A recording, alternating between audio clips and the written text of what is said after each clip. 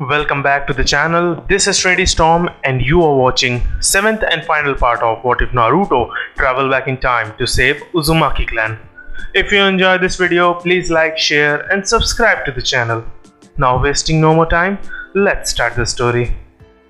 Indeed, the newly appointed Yondaime Hokage declared war on Uzu for the Uchiha who were leading this supposed injustice against Konoha. Word quickly spread about how the two once great allies who had held off the other shinobi villages were now turning on each other. At first, the other four Kages from these various shinobi villages saw this as an opportunity to retaliate against Konoha, and possibly even Uzu if they played their cards correctly.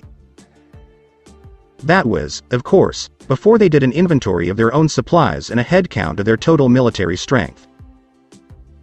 As it turned out, even if the four shinobi villages banded together to take revenge on Konoha or Uzu, their combined army would fail.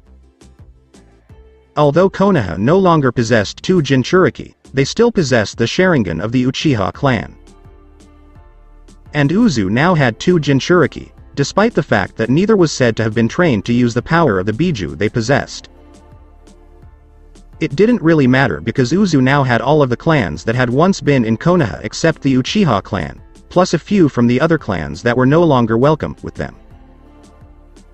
Kiri was still suffering heavy losses on the front and had only one Jinchuriki left after the debacle of using the Three Tails as a ticking time bomb on Konoha during the previous war. While they still had the stronger of the two Biju, its current holder was an old man, and his replacement was a child yet to be born. Not only that, but Water Country was a continent in its own right, requiring collaboration with the Navy to provide the ships needed to transport them to the rest of the world. Unfortunately, the ships themselves were showing their age and needed to be repaired or scrapped depending on their current state. Iwa couldn't do anything because they had suffered the most losses from Namikaze Minato near the end of the war. Even with their two Jinchuriki, Uzu's Fuinjutsu could easily negate their power, as could Konoha's Uchiha clan's Dam Sharingan. The Sandaime Tsuchikage felt it was best to let the two former allied villages fight it out before deciding to intervene later when his own forces were strong enough to take the fight to both sides. Kumo fared slightly better than Iwa. Mainly because their forces are larger than Iwa, Suna, or Kiri's, and they have two Jinchuriki to call their own. However, both said hosts to the Biju were too young to fully master the chakra of each Biju they possessed. The one was a little girl with the two-tailed Nibi, and the eight-tailed Hachibi was Yondaime Reikage's adopted brother.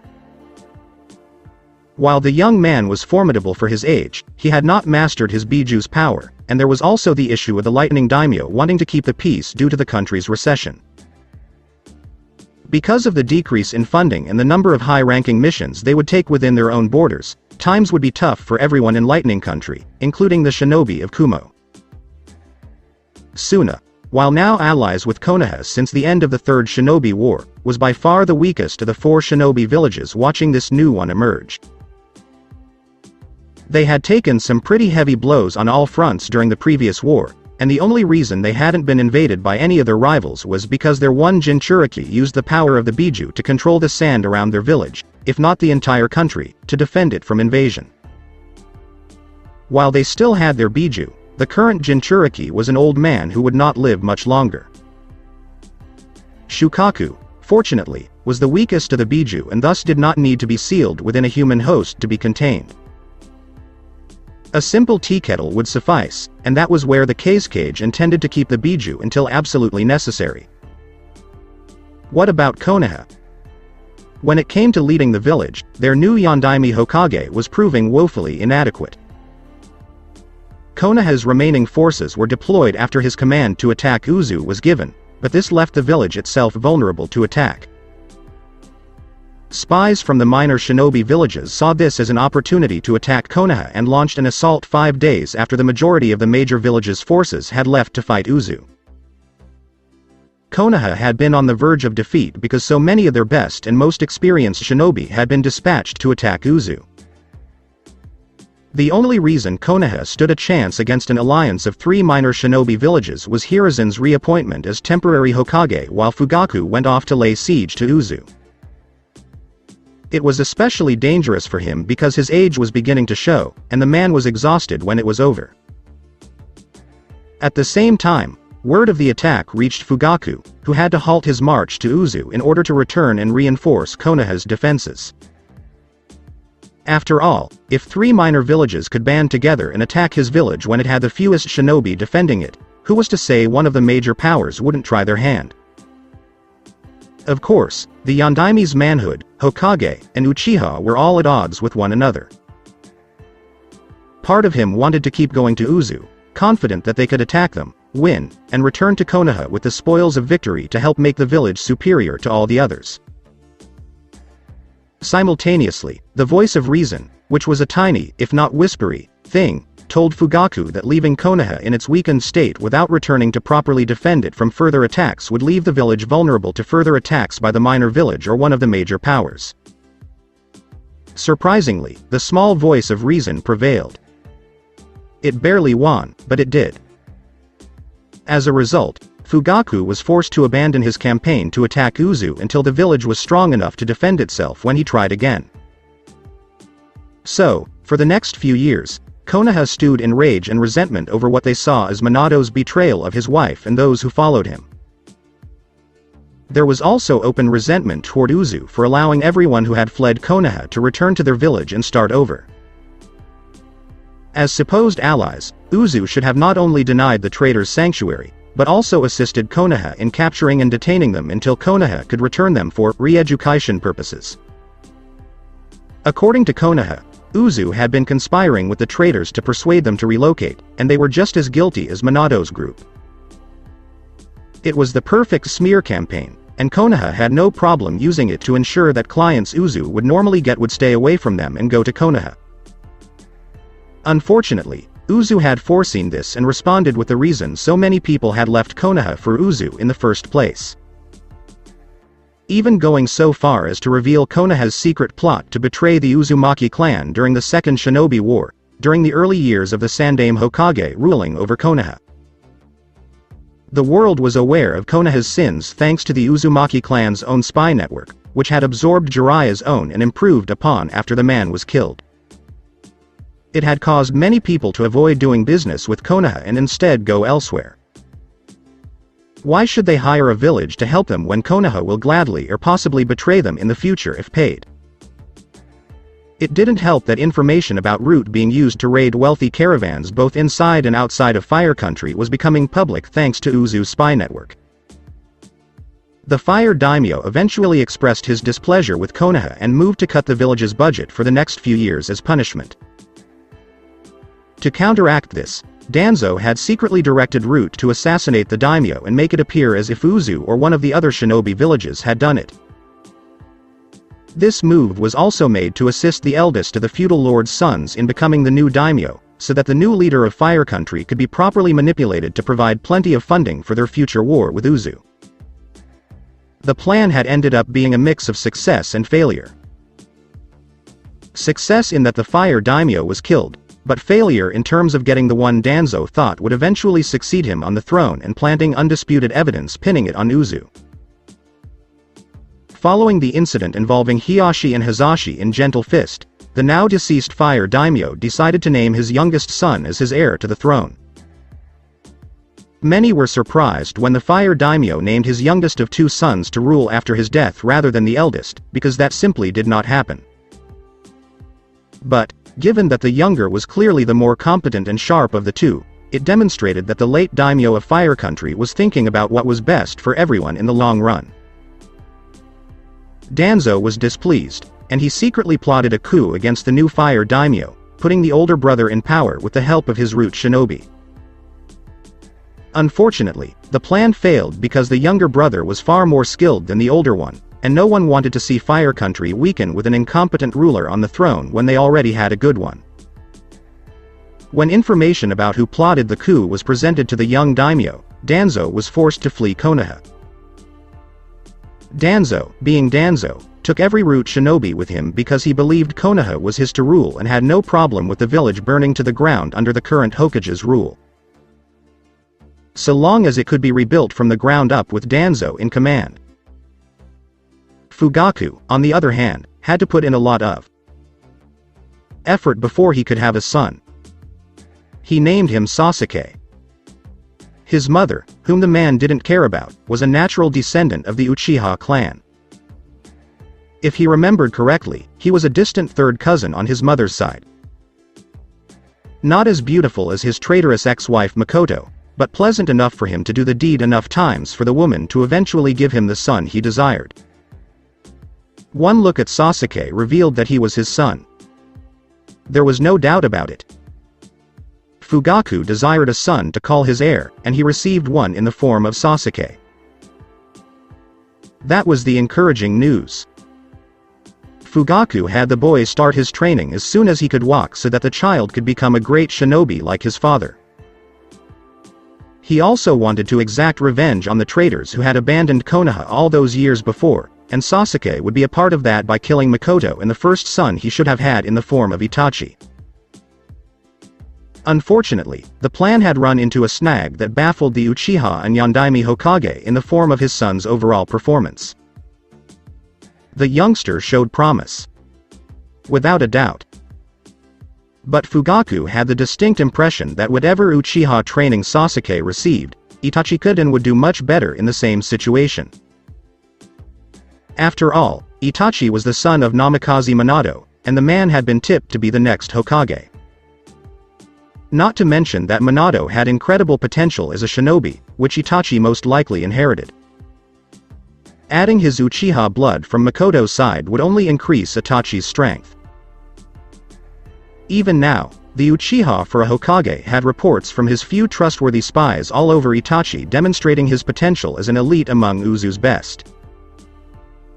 It's bad enough that Minato takes my wife and has a son of Uchiha blood with her, but his damn son might outdo my own. Grumbled Fugaku as he sat at his desk, doing paperwork to keep the village running. Someone knocked, and a bark of "Enter" caused the person on the other side of the door to open, revealing Homura and Kaharu. Both were scowling at him, and it was clear they weren't happy to be here. Of course, these two were never happy, and behind them was Hiruzen, who scowled but not as much as the other two. "We need to talk to you, Fugaku," Homura said first to the Uchiha Hokage. "About what?" Fugaku asked, scowling at the two. "These new laws you're enacting are going to choke Konoha. Increased taxes on non-Uchiha clan members and civilians. Foreign merchants from other countries who want to do business with us are being forced to pay 3 times the rent that others in the village must pay in order to set up shop and sell their wares.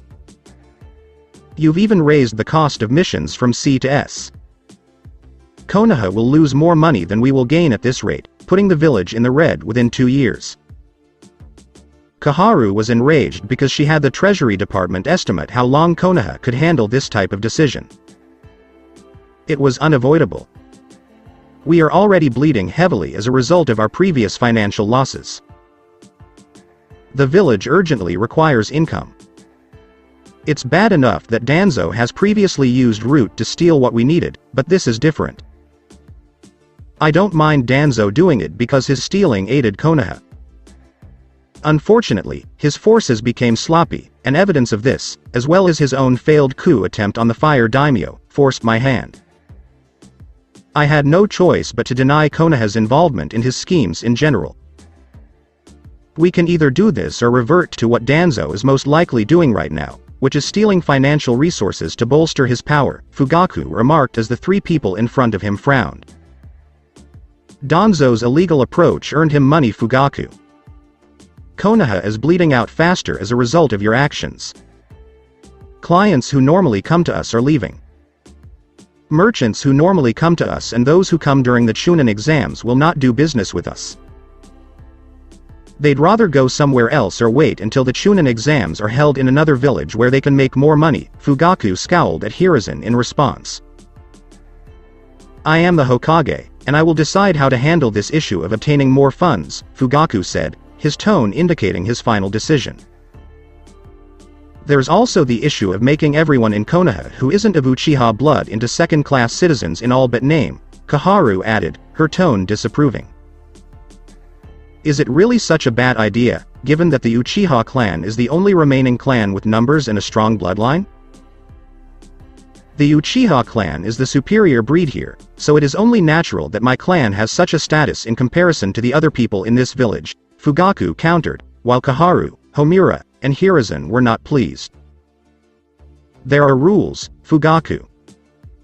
Laws that you are breaking with these decisions, Homura countered, with Fugaku staring at him. My name is Hokage. My word is the law. Any other laws in this village concerning this issue are subject to addition, modification, or removal as I see fit. The advisors were not pleased, exclaimed Fugaku. Any news on Danzo? Hiruzen asked, shaking his head. None. The man does not want to be found unless it is advantageous to him. Fugaku frowned as the trio in front of him frowned even more. From what our own Anbu have been able to determine while out in the field, every major shinobi village, and even a few clans still wandering, are trying to track him down, Homura added, because Danzo had done a lot of bad things with all of the Rutanin under his command. The fool made the decision to target everyone and everything outside of Konoha. He attempted to take on the world when it should only be taken down one step at a time. Despite his preaching of controlled emotions, the man was growing impatient in his soon-to-be old age. Fugaku spoke without remorse. How is your son doing? Hiruzen inquired. That's all right. I want him to be the future of Konoha and the clan head of the Uchiha. Perhaps you will succeed me as Hokage, Fugaku replied, while the old monkey grimaced. And you will undoubtedly ensure that no one other than Uchiha blood takes the mantle. Even if there was someone more qualified, Hiruzen reasoned, knowing that once a Uchiha tasted something they liked, the Uchiha clan didn't let it go. Uzu at the time. Come back here, brat. Mitarashi Anko yelled angrily as she pursued one Uzumaki Naruto through Uzu. No way! Exclaimed Naruto as he ran for his life from the enraged girl he had hit with a prank that caused the irate individual behind him to have her hair turn from purple to orange. Why did Naruto play a joke on Anko? Simple. She made fun of his ramen obsession. She even stated that Dango was superior to ramen. The audacity. Should we stop them? Minato asked from his perch on a building, while Kushina stood beside him, watching her son flee for his life. No.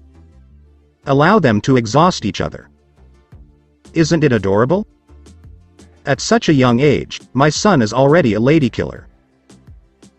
Kushina laughed as Minato's sweat dropped. You do realize Anko isn't pursuing him in the hopes of one day having him on a date, right Kushina?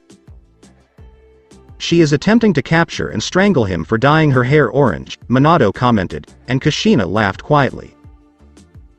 Of course, my dear. Nonetheless, Naruto's interaction with girls far outperforms Mikoto's boy. Despite the fact that Itachi is your son, Kushina countered, giving her husband the stink eye at the end. Kushina, I told you I was sorry.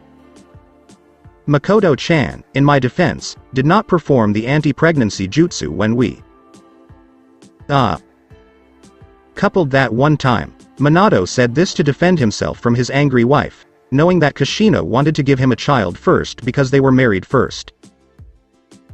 Makoto had rubbed it in her face how wonderful Itachi was. That is not an excuse. You're lucky I love both you and Makoto-chan, or I'd smash you to smithereens, Databane. Kushina exclaimed with righteous rage as fire encircled her form, her long way hair forming tails. Kushina-chan, relax. Please. Oh, no. Anko has finally apprehended Naruto. Minato exclaimed, pointing quickly at Anko, who had finally cornered Naruto and was preparing to beat him up. Only for the boy to poof and reveal himself to be a shadow clone. Gaki, you're a jerk. I know exactly where you live. I'll get your ramen obsessed $1. Anko exclaimed angrily as he looked around for him before attempting to locate the boy.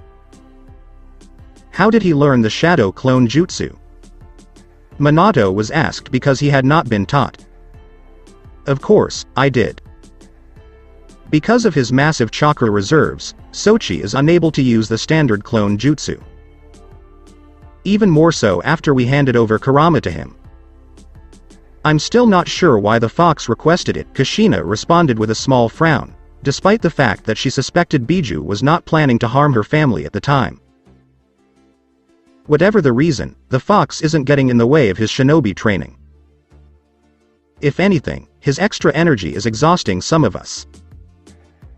Not to mention that his running around to avoid his pursuers from catching our son after his pranks is good exercise. Minato observed Naruto's time was divided between shinobi training, eating ramen, and pranking people. And not necessarily in that order. That's great. Our son requires that energy if he is to succeed me as Azuki of Uzu one day, Kushina responded because Garp had stepped down as Azuki and named Kushina as his successor. She was currently using shadow clones to handle paperwork so Kushina wouldn't have to. Seriously, why hadn't anyone else thought of this sooner? So, are we going to punish our son for his prank? Minato asked, seeing no real harm done to Anko other than her pride. Certainly not. Anko-chan should have known better than to insult Ramen Databane's greatness. Is Dango really better than ramen? The moment those words were spoken, Anko knew what she was getting herself into. Ramen is considered God's food. In comparison, all other food is garbage. Kushina declared proudly and dramatically. If you say so, Kushina-chan, Minato said, a drop of sweat falling down his brow. Come on, now. I'd like to see Makoto-chan and Itachi-kun so I can embarrass them both with stories from our Konoha childhood. I'm not sure if I should tell Itachi-kun about the time I saw Makoto-chan stalking you all day so I could summon the courage to ask you out on a date. Hiyashi was the same way with Hitomi-chan. I can't wait to humiliate her and Hinata-chan. Kushina exclaimed happily as Minato's sweat drop grew larger. My wife is strange. She already has plans in place to pique Naruto's interest in Hinata and vice versa. It's bad enough that she's been performing Uzuvudo on girls around Naruto's age, but she's also targeting some girls slightly older than him. But that's what I get for marrying a woman who desires a manly son for an Uzumaki. I wonder if any other child, other than Naruto, has to go through this with his mother? Minato wondered as Kushina began mumbling off a list of things she could embarrass her two female friends with in front of their own children. Elsewhere. A boy named Ranma sneezed hard in another dimension. The end result was a lot of snot getting into Tendo Akane's hair before she got angry, called him a pervert, and swung her mallet at him. She missed when the boy dodged at the last second and ran away before Akane could take another shot at him. Returning to the Naruto universe. Did you have to play a joke on Anko-san, little brother? While the two were ninja training at the Uchiha family home, Itachi inquired. Itachi and Makoto debated joining the Uzu clan because they were the only Uchiha in Uzu at the time. Minato assured his son that there was no pressure on him or Uzu to make it happen soon. The last thing Minato wanted to do was put the boy on a pedestal and put pressure on him. If pushed too far, such things could cause a person to snap, causing someone like Itachi to go on a killing spree as a form of ironic punishment to the parents. Who in their right mind would do that to their own children? Ramen was insulted by her. Furthermore, I believe you made that one guy act like a chicken with your eyes, putting a genjutsu on him because he insulted your love for Pocky. Itachi stiffened at the memory of the idiot making fun of his love for Pocky and the tasty snack of the gods during a C-rank mission, said Naruto. The snack of the gods is Pocky. Ramen is the food of the gods, and Itachi countered, making a mental note to find that idiot again while disguised and see if he still made fun of his Pocky. And what if the idiot did it? A more powerful genjutsu. One that would make him pee his pants in the presence of beautiful women and small children. Those conditions are acceptable to me. You will not insult ramen, and I will not insult Pocky. Naruto smirked, knowing Itachi would agree with him. Sincerely, you too. Do you have to get involved in this debate? While training, Makoto overheard her own son and his half-brother discussing those foods. No. But it does help pass the time, Itachi agreed with Naruto's response. They clearly get that quick wit-based trait from Minato side Kuns of the family tree, Makoto reasoned, knowing that Kushina was not like that. Several years later, Uzumaki Naruto, 16, was brought to the Uzu Tower to see his mother. She had requested to see him in her office about an important matter. He could tell it was important because the woman wasn't dealing with the paperwork on her desk with shadow clones. When he saw his mother glaring at the pile, his heart rate dropped, and the pile itself seemed to shift and make a sound like it was laughing at her expense. You filthy paperwork. I don't even have a shadow clone working on you for an hour and you turn into this. So, enjoy it while you can, because I intend to punish you with a horde of shadow clones. WHAHAHAHAHAHA! Exclaimed Kushina as she pondered the best way to defeat the evil pile of paper on her desk. Mom? You wanted to meet with me? Asked Naruto, as he watched his mother have a fantasy moment and give the pile of paperwork an evil look. He never felt sorry for the paperwork that was the source of his mother's rage. Huh? Oh yes. Sorry. As you are aware, your father and I have been training you to be a super badass ninja like us one day. Well, thanks to your Uzumaki ancestors, vast chakra reserves, Kurama, shadow clones, and an intense training regimen provided by the best parents ever. I am pleased to announce that you are now ready for one final gift to round it all out. Kushina stated dramatically as Naruto's sweat dropped in response to his mother's actions. What final gift? Naruto inquired, while Kushina smiled and went to the vault behind a picture of Uzumaki Yamamoto, removing its contents. This weapon. It was once owned by Uzumaki Yamamoto. Uzu is still alive today because of him. He assisted many former Konoha residents in becoming aware of the shadowy leadership of the Sandaime Hokage. Kushina explained that Uzu had taught in history class about how Konoha tried to betray them in secret in order to obtain the Kyuubi exclusively for their village. Yamamoto's Zanpakuto was handed to Naruto, who took it and held it firmly in his hands before his eyes glazed over for a brief second. Kushina, thankfully, didn't notice, or if she did, chose to ignore it because she suspected the sword was making contact with her son. Before his death so many years ago, Yamamoto had left one final message for Kushina, requesting that she not only keep his sword but also pass it down to her son. It was beyond her comprehension how he knew about Naruto before she was even in a relationship with Minato, let alone knowing Kushina would have a son after the child was conceived. Regardless, Kushina had no problem honoring the old man's wish to give her son the sword when he was old and strong enough.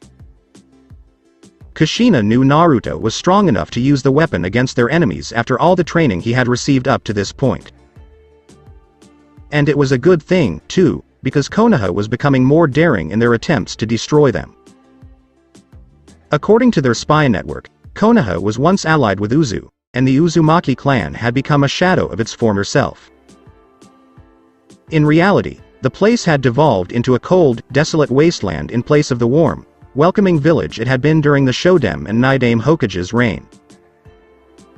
Uchiha Fugaku had made decisions that made anyone in Konoha who was not of Uchiha clan blood a second-class citizen, if not a slave in all but name.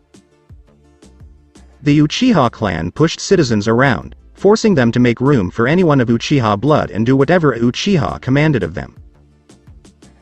Shinobi were in the same boat if they did not have Uchiha clan blood and could only get some wiggle room if they married into the clan. As a result, many Uchiha males found themselves surrounded by many female admirers. Or, in other words, their own little harem of 2, maybe 3 women sleeping with these clan men in the belief that they could give the clan children and provide them with a higher form of status than most.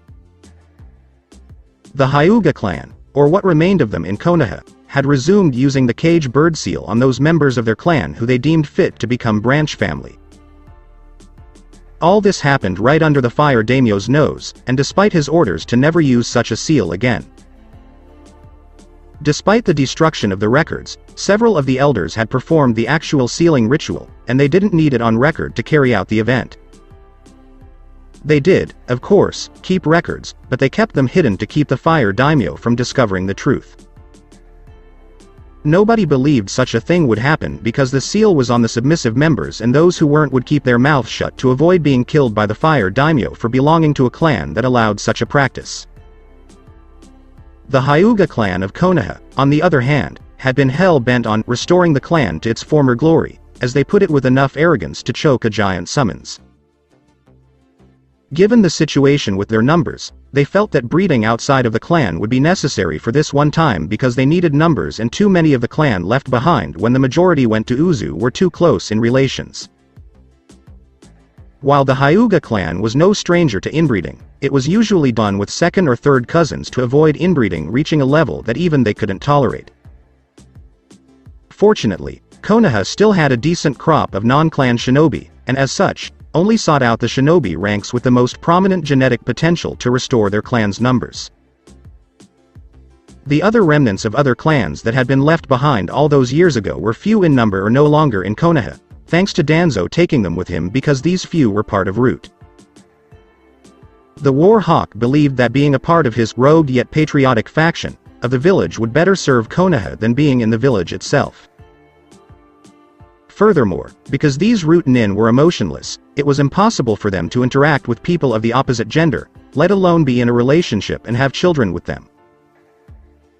Danzo had trained them so well to be emotionless killers that he had not anticipated the prospect of those en route from the various clans needing to breed. The man had always taken so few members from each clan over long periods of time that Hiruzen, and eventually his own successor, would be unaware of his selection of candidates. When every major clan, with the exception of the Uchiha, left Konoha years ago, all that remained were the handful Danzo had chosen, and none of them had ever been in a relationship or had children. What was the purpose? It was simpler and more efficient to take those clan members who had children. Danzo desired emotionless assassins. Furthermore, the thought of one of his root nin from a clan snapping under the sudden fear of his or her progeny. Fear that said progeny will join the ranks of Root and become an emotionless killer. Danzo didn't like the idea of a root nin suddenly wanting to not make it happen and being insubordinate. However, Konoha did not see it that way. Fugaku was no exception. He saw it as Danzo plotting to usurp his position as Hokage and the Uchiha clan's right to rule the village in general. Not only that, but Danzo could use them as bargaining chips if it came to the point where the few remaining clan members could be used as currency for other villages. Whether questionably patriotic or not, Danzo prioritized himself above all others, and was willing to sacrifice his men if it meant surviving longer in the face of his many enemies on all sides. Even now, Uzu spies were reporting that the other shinobi villages were closing in on the Warhawk and planning to kill him for his crimes against them in the past. It was only a matter of time before the man was apprehended and killed, and Kami is well aware of the consequences for all of his root nin under his command. Uzu, of course, had no intention of allowing the other villages to capture him. As much as Danzo had hurt each of them before, it was Uzu and those who loved within its walls who were the most hurt. Uzu was the one with the lead in catching Danzo and his root nin out of all the factions closing in on him. Raijun Jaka, Naruto finally said, a smile on his face and a tone that sounded like someone seeing an old friend after a long time. Naruto-kun, treat that sword with care. It was wielded by a great man, and I will not have him or his sword disgraced. No one, not even my own son, Naruto smiled at Kushina as he warned her. "Ka-san, I will not abuse this sword." "I assure you," Naruto replied before slipping the sheath into his side and intending to practice with the weapon right away. "Good. Oh, and Hinata, how are you doing these days?" "You two have grown quite close over the years," Kushina commented, while Naruto blushed slightly. "We're doing fantastic. We actually plan to go on a date in a few days," Kushina smiled at Naruto as he responded. "So, how about Anko-chan?" "Despite being a few years older than you, she has made it clear that she is interested in a relationship," questioned Kushina because she saw Anko flirting with her son in good nature and even assisting him with his pranks at times. Anko even forgave him for the one he did on her as a child because it was to defend the honor of ramen. She admitted that if someone had insulted her love of dango, Anko would have done something similar, albeit probably more cruelly, and the two agreed not to insult each other's favorite food. "Mom. Come on, people. Seriously? You know how much I care about Anko-chan, but is it really okay for me to be in two relationships at the same time?" "I'm afraid I'll hurt one of them," Naruto replied because he didn't want to hurt anyone in his life. "Oh, come on. Naruto-kun. Your father is involved with both me and Makoto-chan. You won't have any trouble balancing the two as long as both girls agree to share. Just make equal time for both," Kushina said, with Naruto blushing because he knew what his mother was implying with his father. "If you say so," Naruto added, with Kushina smirking even more. "Naruto-kun, I know. Furthermore, I know from personal experience that having two women in a man's life helps to spice up a relationship when they are together," Kushina commented before she had a slight perverted grin on her face, making Naruto's face even redder. "Mom. That's not cool. You used to tell me how much you despise perverts. Why are you dressed as if you're one?" Naruto exclaimed, his mother becoming irritated. "I'm not some filthy pervert. Furthermore, it is not wrong if all parties involved are in agreement and have similar interests. Which clearly your father, Makoto, and I do. Only when there is a pervert among us who is doing something that is not acceptable to everyone must we beat the living snot out of them," Kushina declared, while Naruto simply sweated. "So. Okay, it's to be a pervert, but only if the other person, or people in this case, surrounding the relationship, are cool with it. Seems a little hypocritical, but for the sake of not having my body pounded into paste by my mother. I'm going to keep that to myself," thought Naruto, knowing his mother could be frightening when angry. That's why he always had something on hand to divert it away from him and onto some unfortunate soul who happened to be in the room or was walking into it at the worst possible time. "In any case, because Nami is our neighbor, I have a mission for you and Itachi regarding your mission to Nami's main land borders. It should be straightforward. One day is all it takes to get there and back, but keep your eyes open while you're there. Konoha has become more daring now that they have regained some of their strength. They are also near Nami, and our spy network has determined that the Hokage's son is part of an Anbu team operating in that area. They are attacking various towns and stealing anything of financial value in order to keep Konoha afloat," Kushina responded more solemnly. "Let me guess, Sasuke is a carbon copy of his father." Not just in terms of being a jerk, Naruto reasoned that the Uchiha clan within Konoha was so filled with hatred and arrogance that they had no problem unleashing it on the world. Correct. He's essentially your polar opposite in every way. Both in terms of appearance and personality. Not to mention ethics. Fugaku's son allegedly murdered a boy half his age simply because he could. With a fire jutsu, I burned the poor kid alive. If the rumors are true, which I hope they aren't, such an act is now part of the Uchiha clan's traditions. Apparently, a true elite has no problem with, or feels no guilt about, burning an innocent person alive, Kushina replied, with Naruto frowning even more and his sword pulsing angrily at his side. "We'll be careful, Ka-san," Naruto said as he exited the room. Elsewhere. "Are you sure about this, Sasuke-sama? I mean, how do you know Uzu will send them here?" inquired a member of Konoha's Anbu, who was accompanied by his team, which was supporting one Uchiha Sasuke. "Because you're a no-talent loser for an Anbu and a member of the Uchiha clan, we're here attacking people who have done business with Uzu. Statistically, some of these peasants will head there and ask for protection. With any luck, they'll come around this area, and we'll be able to kill those two monsters at the same time. Our own reputation throughout the shinobi world will make us in Konoha feared for." Unlike his father, Uchiha Fugaku, who believed in the superiority of the Uchiha clan, his son Sasuke believed that he alone was superior. It didn't matter to him if others from the Uchiha clan claimed to be his family.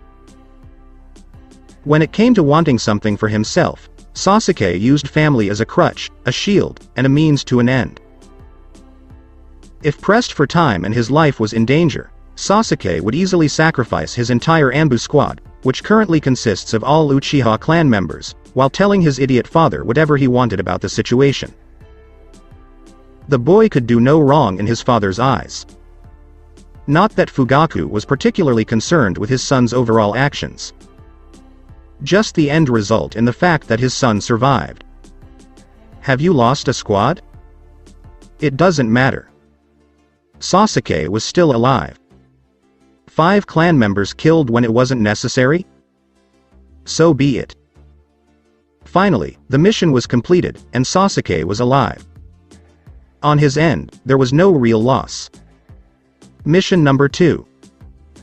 It was even rumored among some Uchiha clan members that Sasuke had killed several clan members during some missions just so the boy could claim credit when they were completed. It made them uncomfortable to be on missions with Sasuke, and the Uchiha clan as a whole couldn't go against Fugaku because he was the Hokage. The man would not tolerate anyone disparaging his son or making such claims, regardless of the truth. Fugaku, on the other hand, would simply cover it up so that his only son could continue with his shinobi career. Sasuke's actions, combined with Fugaku's lack of action against his son, had caused some Uchiha clan members to question the way things were going. Not only in their clan, but throughout Konoha. They were initially pleased with Fugaku's election as Hokage and the policies that consolidated their power in Konoha in a caste system that placed them at the top of the mountain. But the problem that soon followed was that the mountain's base, its very foundation, was crumbling beneath them. All of the signs were there. Konoha's finances were slowly deteriorating, clients were scarce, and the raiding of wealthy caravans, towns, villages, and towns had made them unpopular on all sides. The Fire Daimyo tolerated them only because they acted as a deterrent to other shinobi villages and rival countries. Of course, no one in Konoha knew that the Fire Daimyo had made a secret deal with Uzu to have the village become his known primary village, ready to help him if he needed it. It wouldn't be long before the Fire Daimyo ordered Konoha's annihilation, removing the stain the village had left on his country. Am I a loser? I'd kill you right now if you weren't Fugaku's son. Sama's just now. No one on this team would try to prevent me from making the attempt if I did. Konoha is being slowly exterminated by you and your father, making it into nothing more than a sinking ship. A sinking ship, with everyone in the village reduced to the proverbial rats attempting to stay afloat. Thought the Anbu who had just been insulted by Sasuke. I can't believe Konoha. Hashirama and Tobirama would be rolling in their graves if they saw what happened to the village they built all those years ago, Naruto said as he made his way into the clearing, Itachi by his side. Both brothers are staring at their adversary without emotion. Yes, how perverse, Itachi said calmly as he noticed the Uchiha around them drawing weapons. Blood traitor, one Uchiha muttered behind his Anbu mask. Uzu filth, exclaimed another Uchiha, clutching his tanto tightly. Don't you just feel the love here, brother? Isn't it everything we've come to expect from Konoha? Sarcastically asked Naruto. Clearly, I almost want to walk over to them and hug each Uchiha here, Itachi replied, glancing at each Uchiha until he came to a halt at Sasuke. You're going to die today, Itachi, exclaimed Sasuke, drawing his sword. I'm sorry to disappoint you and your father, but I intend to live a long and full life, Itachi said before dispersing into a flock of crows. Show off, Naruto said quietly before moving quickly with his sword drawn. Within seconds, 3 Uchiha Anbu were dispatched. You are a talker, Naruto, Itachi observed before appearing behind 4 Uchiha Anbu and stabbing them all in the back of the head with kunai thrown from his hands. What are you doing, you weak idiot? Kill them now. As your superior, I command it. Exclaimed Sasuke to the Anbu he had insulted earlier, hoping to weaken the two long enough for him to exploit an opening and take credit for the kills. I can no longer obey him or Fugaku. I liked Konoha, but not the Konoha of the village. If the rumors are true, then Uzu has become everything Konoha was supposed to be now, the Uchiha thought before taking his tanto and stabbing a nearby Uchiha before slicing another's throat with a kunai. Another Uchiha Anbu exclaimed, Shisui. You traitor. Before being stabbed in the back by Itachi, while Naruto himself killed 2 more Anbu. Considering everything that has happened to Konoha at the hands of our clan and Sasuke's father. I'll take that as a compliment, Shisui said before dodging Sasuke's fireball. Traitorous bastard. I knew you were weak for a Uchiha, but to betray not only me, but my father? I will enjoy watching you suffer and die while being burned by my hands, Sasuke raged, as he prepared to torture and burn the Uchiha in front of him while enjoying the sound of Shisui screaming from pain. You are the weak one here, Sasuke. Always hiding behind your father when something goes wrong. Taking credit for completed missions when you have done none of the hard work behind them. You have killed 3 clients after each paid us what was owed simply because they would not pay more than what was agreed, Shisui said, referring to some of the things Sasuke had done while on missions. So what? I'm a Uchiha. The son of the Hokage. I can do whatever I want on missions. If I want more money from the clients, I will get more money from them, or I will end their lives as punishment for it. The Uchiha clan takes what it wants from everyone and anyone who has anything of value. I am the clan's future. I am its god. Exclaimed Sasuke, his Sharingan eyes ablaze. You are a monster, nothing more, Shisui countered before dodging another fireball from Sasuke. Leave him to me, Itachi said calmly as he walked toward Sasuke, while Shisui cast a glance at the Uchiha from Uzu. Are you sure? Shisui asked, keeping an eye on Itachi in case the Uchiha nearby decided to end his life. Totally. This is a private matter between Sasuke and myself. Our parents knew each other in Konoha, Itachi said before clashing with Sasuke with his sword against the younger Uchiha. You are the result of an unfaithful Uchiha whore. She slept with that pitiful Namikaze, who proved he wasn't worthy of being Hokage, Sasuke said, hoping to enrage Itachi. First, you have no right to speak about my loving mother like that considering your own mother was questionable in terms of being faithful to your father. Second, my father was always meant to be the Hokage of Konoha, but the Sandaime Hokage denied him the title because he wouldn't follow him in terms of being a power-hungry monster in a quest for power to become a god, Itachi said as Sasuke sneered at him. Like I said, the man was pathetic. He had his chance at greatness and threw it all away because it was considered wrong or immoral, no doubt influenced by the Uzumaki whore, remarked Sasuke, Itachi's eyes narrowing before quickly disarming the younger man and kicking him against a tree. Sasuke tried to move, but found himself tied to the tree and unable to escape due to the infamous Uzumaki chakra chains that bound around his body. Up until this point, Naruto had taken down the other Uchiha in Anbu masks and let Itachi have his time with Sasuke in terms of fighting the smug asshole. Naruto, on the other hand, was not going to let the remark about his own mother being a whore go unnoticed. My mother is many things, Sasuke Teme. Warrior. Kunoichi. Mother. Loving wife to my father.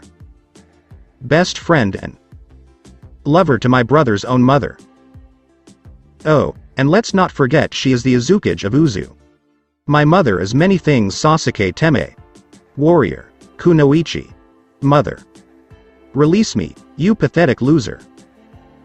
I am Uchiha Sasuke. I am the future of Konoha. Of the world. I am a god. Cried Sasuke, struggling to breathe, let alone free himself from the chakra chains that bound him. You're a whiny bitch. Damn, I'm glad Makoto-san isn't your mother.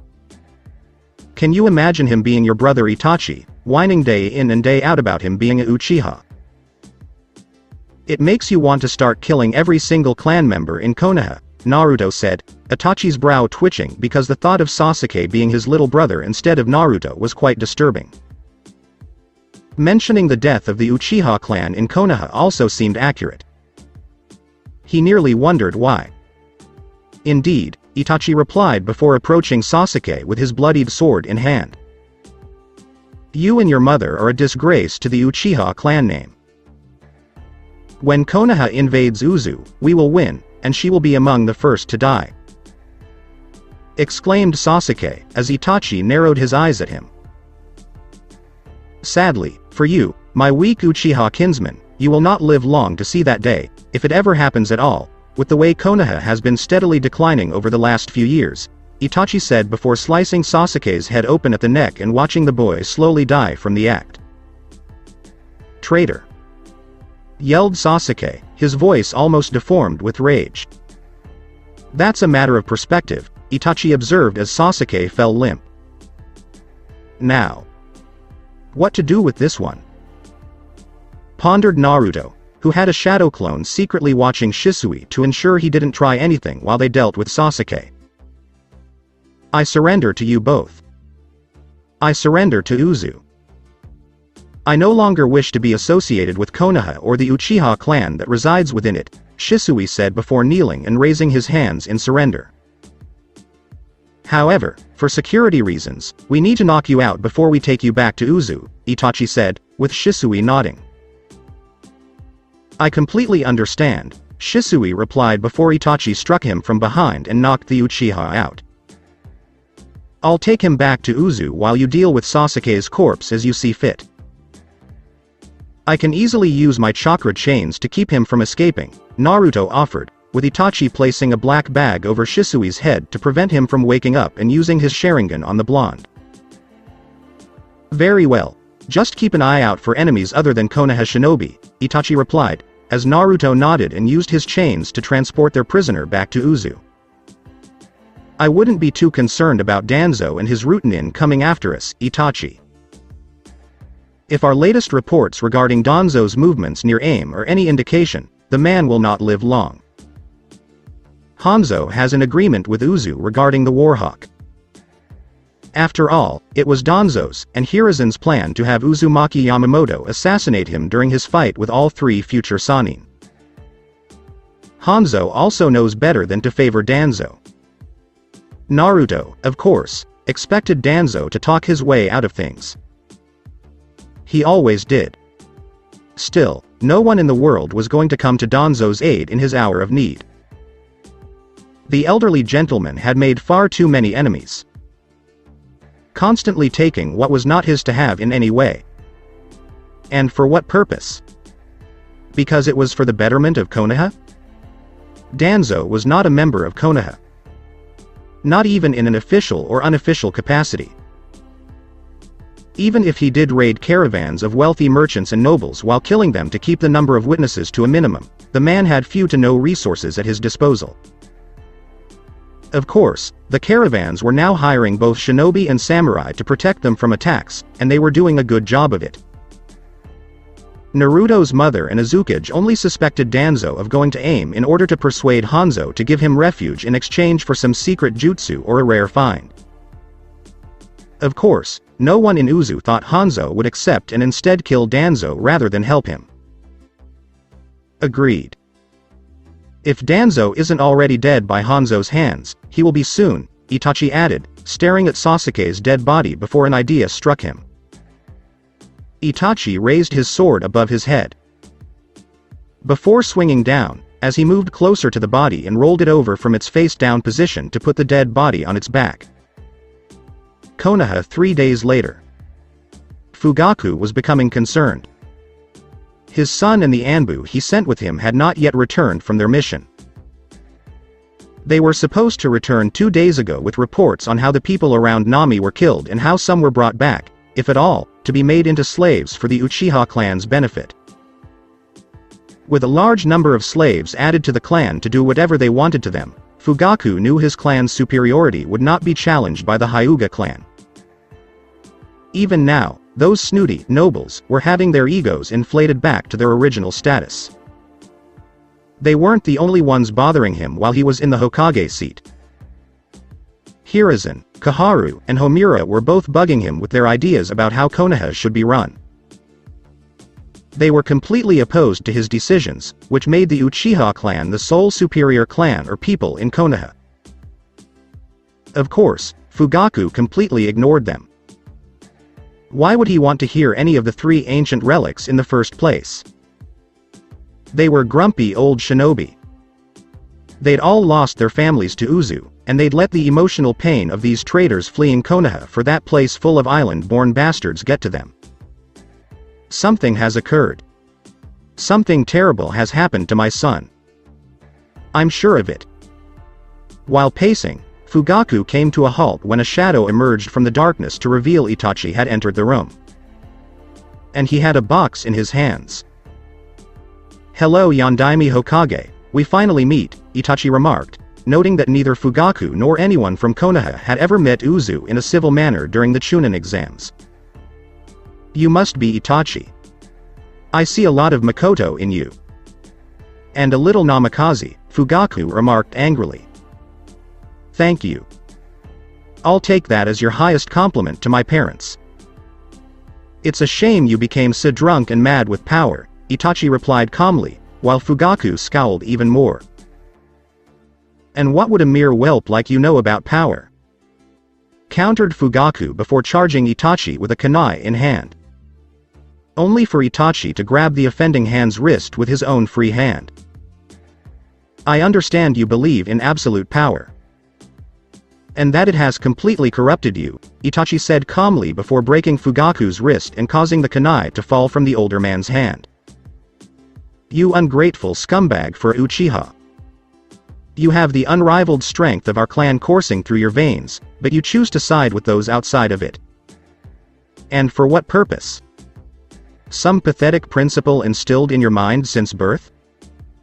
questioned Fugaku before being kicked in the gut and slammed against his desk by Itachi. Where had his Anbu gone?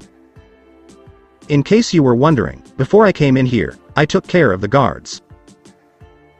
If you decide to spike it as a warning to the other shinobi in Konoha, a seal on the door prevents anyone from feeling your chakra. It doesn't really matter because I'm not here to fight.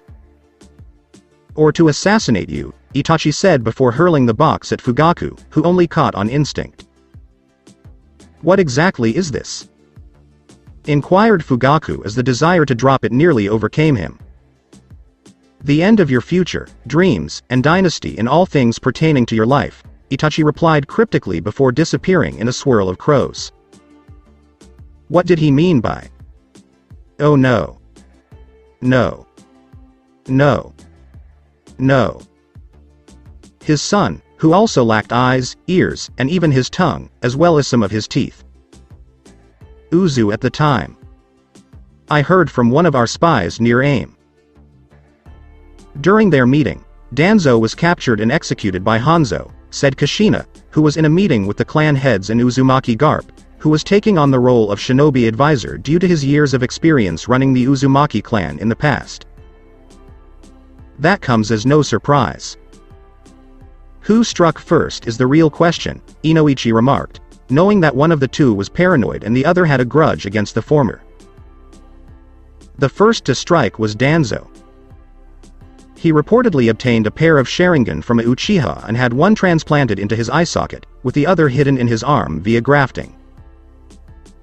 He hid the first one behind some bandages wrapped around his head and attempted to put Hanzo in a genjutsu long enough to attempt to kill him.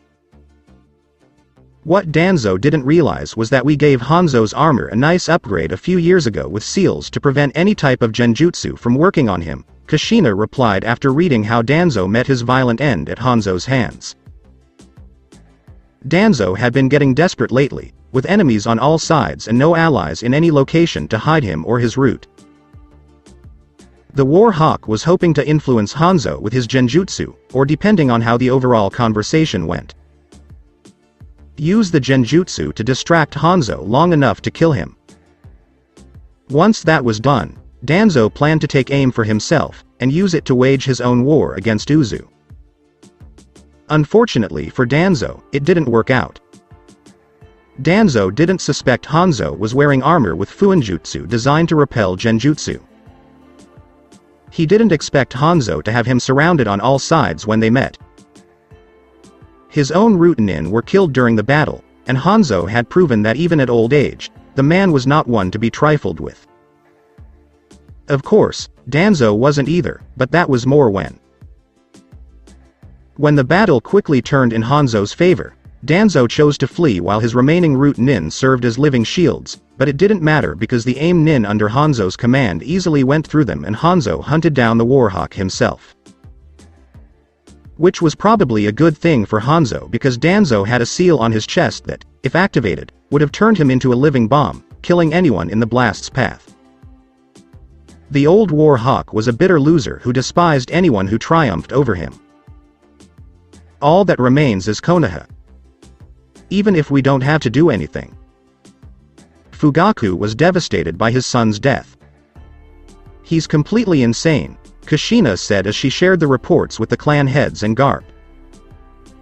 Hiruzen, Homura, and Kaharu are no longer alive? Are we sure about this? Sume asked, surprised, because she hadn't expected Fugaku to go insane.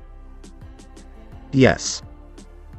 He blames all three of them for his son's death on the mission he sent him on, despite the fact that they were opposed to almost every mission Fugaku sent Sasuke on in the first place. Personally, I believe Fugaku is just using this as an excuse to kill him, with a dash of insanity thrown in for good measure. In every way, Sasuke was supposed to be his heir. With him now dead as a result of Itachi's actions, Fugaku no doubt feels the future of the Uchiha clan is lost as well, Kushina responded, with the clan heads nodding in agreement, as Fugaku demonstrated in his most recent actions following his son's death. How about Konoha in general? How about the people who live there? Shikaku inquired as Kushina displayed more reports from their spies. Fugaku's insanity has spread throughout the Uchiha clan and Konoha as a whole. The man has developed a paranoid belief that people in Konoha cannot be trusted. Not even his own family. At this rate, Konoha will implode on itself, and the other villages will attack it soon enough, Kushina replied, referring to Fugaku's execution of 10 people in the last 2 days alone. 3 were from Fugaku's own clan, and he suspected they were plotting to kill him and replace the Uchiha with someone from within the clan. But do we really want Konoha to suffer for everyone's sake?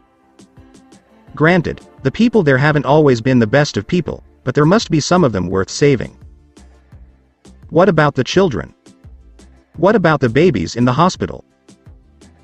They will be among the first to die if Konoha implodes in the near future, and I for one couldn't live with myself if we did nothing, said Tsunade, with the clan heads nodding, because children and babies should not pay for the sins of the older generation. How do we proceed if we do what I believe we intend to do? Shikaku inquired, alert and serious, after noticing that several of the kunoichi in this room were planning to push for a rescue operation. Shikaku knew Yoshino would hound him until the end of time if his wife found out, and he knew his troublesome wife would. And she would, because women had that power, which they would never admit. As a shinobi should when embarking on such a mission. Using the shadows, Kushina replied before explaining what would happen by the end of the week. If everything went as planned, the next generation would be saved, and Konoha would be defeated in one fell swoop. Konoha 1 week later. The number of ninja the village had was a shadow of what it had once been. Due to constant growing losses done to its shinobi externally and internally thanks to the choices made by its Hokage, there were large gaps in the village's defenses, especially during the dead of night when most of the ninja, primarily the Uchiha, in the village were asleep, leaving the defenses in the hands of the invading force.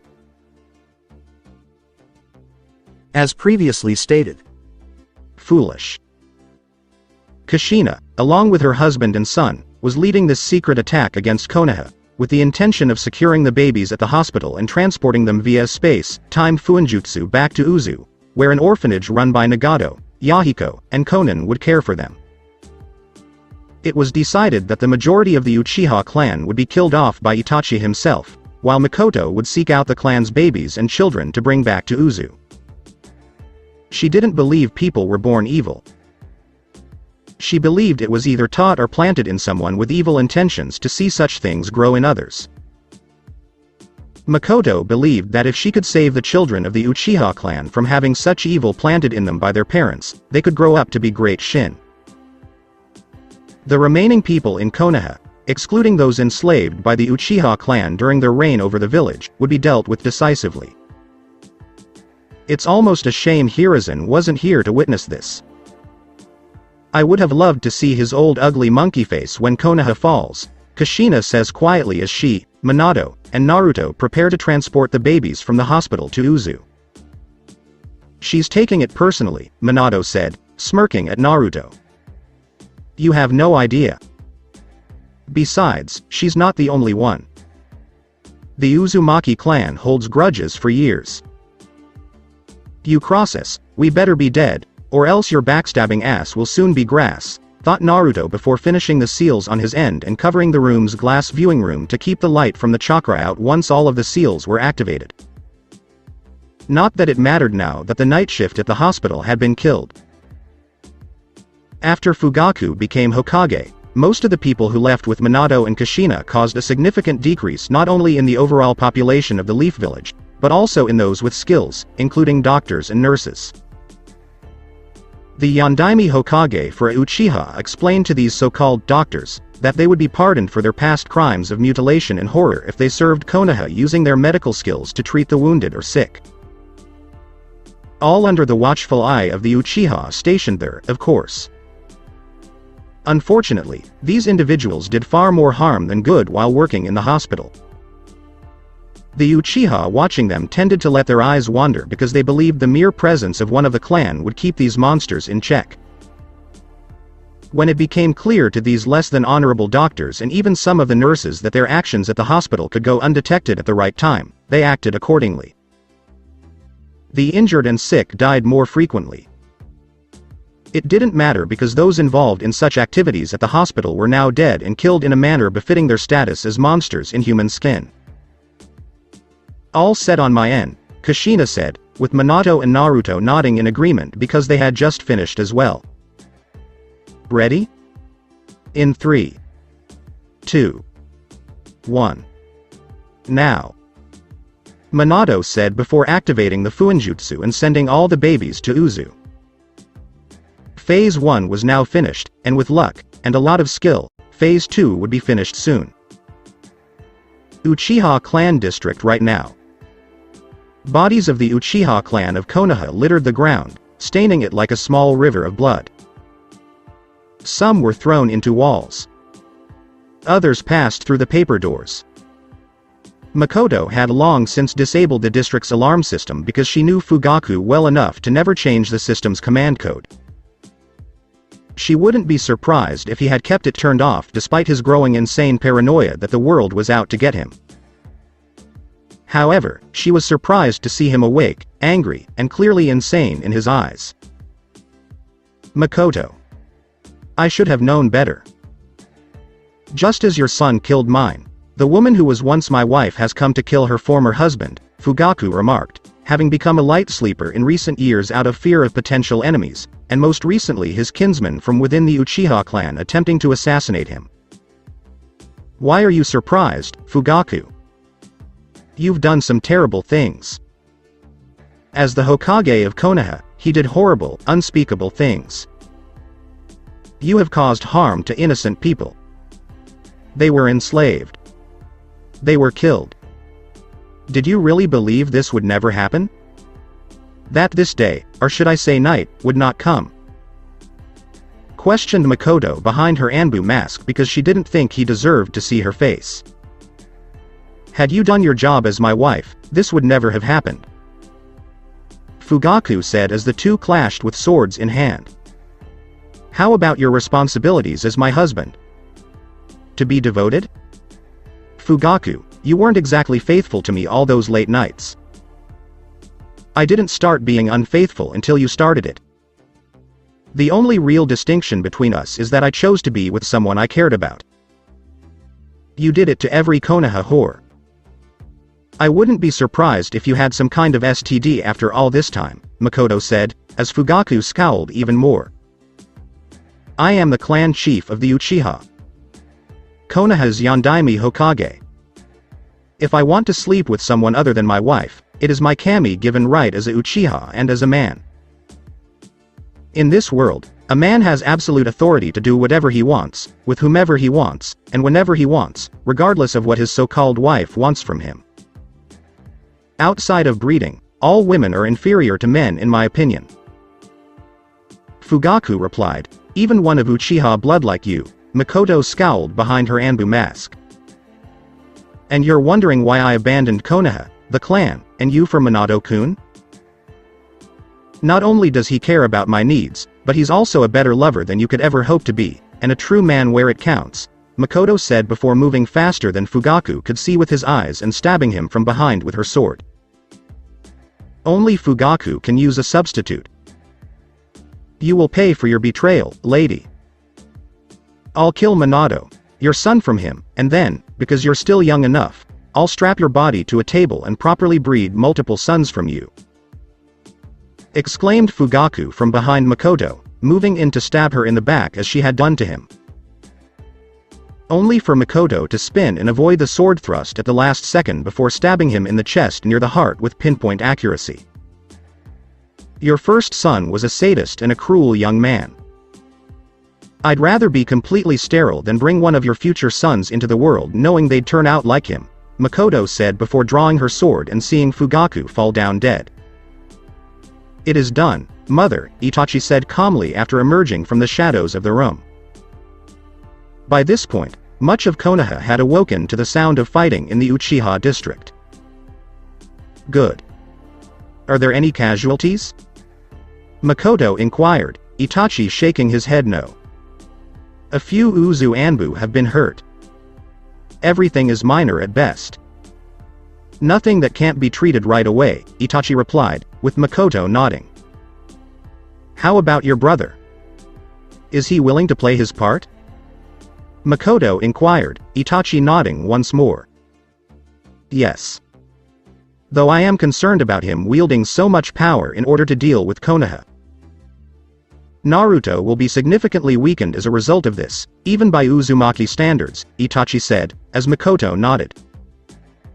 True, but he has Kyuubi in him. Plus, we have quite a few medic nins on standby to treat him once this is over, Makoto countered before she and Itachi vanished into the shadows. With Naruto Konoha Center. Man, this is going to stink when this is over, Naruto thought as he drew his sword into his hand after receiving the all-clear on his headset. What does it matter? I'll get you set up right away. In addition, your mother has an army of medic nins on standby in case anything goes wrong. And don't even get me started on the Hyuga girl and the crazy one named Anko, Kurama joked at the end. That's not the point. Exclaimed Naruto, blushing, as Kurama placed images of both women in erotic nurse outfits and they were attending to his physical and mental recovery. I never said there was a point other than your complaint. Stop whining and torch this place, as well as all the rats that are still infesting it," commanded Kurama, who was staring at him with a deadpan expression. "You're having way too much fun," Naruto thought, as Kurama smirked at him. "All things considered, this village owes us twice as much for its past transgressions. It's about time we called in their debts and got paid with their souls," Kurama said, while Naruto sighed, knowing the Biju was right. "You stupid fox. The only reason you want to see this is because you get to see what you missed the first time around. It's not like Konoha doesn't deserve it. They're actually worse than they were in the previous timeline because certain people I know aren't here to keep other people I know from doing stupid things. But it is what it is, and Konoha had its opportunity. My father should have been named Yondaime Hokage by the stupid old monkey. Ryujin Jaka, turn all creation into ash," said Naruto before the fire from his sword washed over Konoha. The sound of the fire crackling throughout the village drowned out the screams of those few survivors of the Konoha fire. "Isn't it magnificent?" Kurama inquired, a smile on his face. "Do you think Hashirama and Tobirama will understand? After all, they founded this village in the name of peace," thought Naruto, as Kurama scoffed. "Those two's dream had died with them. You are aware of this. You are aware of Konoha's actions in the previous timeline. What they attempted in this one. They had their chance to stop years ago. When Uzu's betrayal failed. When Jiraiya and Orochimaru passed away. Years ago, the old monkey could have easily ended everything by killing Danzo, dissolving the Root organization, and naming your father the Yondaime Hokage. But what exactly does he do? He just keeps going with his plans. He employs Danzo, Root, and appoints a Uchiha as his successor. And look what Uchiha has become since then. He's turned this place into a glorified shithole. When the Senju brothers thought of Konoha, they had a perverse, cruel vision. Ending things here with your power would be considered a mercy in their eyes," Kurama replied, with Naruto nodding before summoning the full power of his Zanpakuto and consuming Konoha in fire. Konoha had vanished, consumed by a will of fire of their own creation, and not in a good way. Years later. Epilogue. How does it feel to be the new Uzukage, Naruto? Kushina asked with a smirk, while her son was behind the desk with paperwork. It didn't matter because Naruto defeated it with shadow clones. It's not bad. My shadow clones handle all of the paperwork, and I get to spend more time with my family unless an important meeting comes up that requires my actual presence, Naruto replied casually, knowing that many a Kage before him had struggled with the evil that was paperwork. The balance between the shinobi villages had arguably been restored in the years following Konoha's fall. An old number of shinobi villages totaling 5 was much easier to handle than 6, and with Konoha becoming a cesspool of sorts for wicked people. No one was going to complain about the loss. As things stood, there was no real need for war. Oh, there were fights here and there from different villages. It happens from time to time with clients and rivals of clients hiring shinobi from opposing villages. Not to mention the Chunin exams helped in that regard in getting any bad blood taken care of before it could spread out and fester in the hearts of others. It had tried to start what its master and mother Kaguya had started years ago to make Madara want to control the world to put it under his rule before she took it away from him at the last moment, but Zetus's plans were discovered after an aging Hanzo had fallen in battle against him to take over AIM to make it a staging area, but not before sending a message to Uzu about the plot. And killing Kaguya's wool, with the intention of one day controlling the world in an endless genjutsu with her as its goddess once more. That's good, because a man who doesn't spend time with his family isn't really a man. Kushina remarked, and Naruto nodded. How are my children behaving toward you? Asked Naruto. Kushina smiled and put her hands to her cheeks. Oh, my lovely grandchildren are so innocent and sweet. If only Mito was still alive to witness them. she would have spoiled every single one of those children, Kushina replied sweetly. I think you do that enough as it is, Mom, Naruto observed, while Kushina laughed because it was true. I'm not alone in this. Makoto plays the surrogate aunt well, and Tsunade can't get them to stop calling her grandma.